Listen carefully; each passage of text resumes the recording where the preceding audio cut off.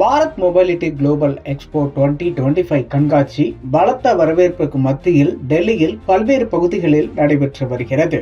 இந்த கண்காட்சியின் ஒரு பகுதியாக ஆட்டோ எக்ஸ்போ 2025 ஆனது டெல்லியின் துவார்கா பகுதியில் நடைபெற்று வருகிறது. ஜனவரி 17ஆம் தேதி துவங்கிய இந்த மோட்டார் கண்காட்சி 22ஆம் தேதி வரையில் 6 நாட்களுக்கு நடைபெற உள்ளது. கண்காட்சியின் முதல் நாளான ஜனவரி 17ஆம் தேதியில் பல்வேறு ஆட்டோமொபைல் நிறுவனங்கள் தங்களது புதிய தயாரிப்பு வாகனங்களை காட்சிப்படுத்தின. இன்னும் சொல்ல போனால் கண்காட்சியின் முதல் தினத்தை தான் பெரும்பாலான ஆட்டோமொபைல் நிறுவனங்கள் டார்கெட் செய்தன.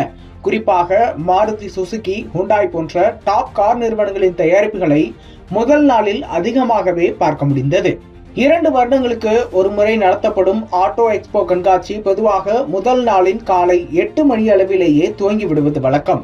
ஆனால் இந்த முறை பிரதமர் நரேந்திர மோடியின் வருகையினால் சற்று தாமதமாக காலை 10 மணி அளவில் தான் துவங்கப்பட்டது. தாமதமாக துவங்கிய போதிலும் உடனடியாக வாகனங்கள் காட்சிக்கு நிறுத்தப்படவில்லை. பிரதமரின் உரைக்கு பின் பகல் 1 மணி அளவில் தான் வாகனங்கள் காட்சிக்கு நிறுத்தப்பட ஆரம்பித்தன.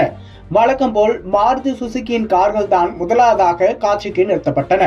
ஒட்டுமொத்த இந்தியாவும் எதிர்பார்த்த மாருதி சுசுகியின் முதல் எலக்ட்ரிக் காரான விட்டாரா முதல் வாகனமாக 2025 ஆட்டோ எக்ஸ்போவில் காட்சிப்படுத்தப்பட்டது. விட்டாரா எலக்ட்ரிக் கார்களை இந்தியாவில் மட்டுமின்றி உலகளவில் விற்பனை செய்ய மாருதி சுசுகி திட்டமிட்டுள்ளது.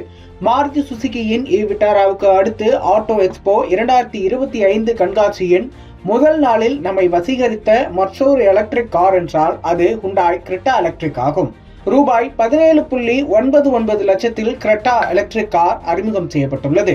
டாடா மோட்டார்ஸ் நிறுவனமும் அதன் ஹாரியர் எலக்ட்ரிக் காரை வெளியீடு செய்துள்ளது. மேலும் டாடா மோட்டார்ஸ் நிறுவனம் சியாரா மற்றும் அவின்யா கார்களையும் ஆட்டோ எக்ஸ்போவில் காட்சிப்படுத்தியது.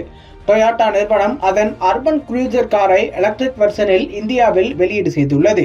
இது மாருதி சுசுகி விட்டாராவின் அடிப்படையில் உருவாக்கப்பட்ட டொயோட்டா எலக்ட்ரிக் காராக விளங்குகிறது. எலக்ட்ரிக் கார்கள் விஷயத்தில் தீவிரம் காட்டி வரும் என்ஜி மோட்டாரிலிருந்து சைபர்ஸ்டர் மற்றும் M9 என 2 எலக்ட்ரிக் கார்கள் ஆட்டோ எக்ஸ்போவின் முதல் நாளில் காட்சிப்படுத்தப்பட்டன.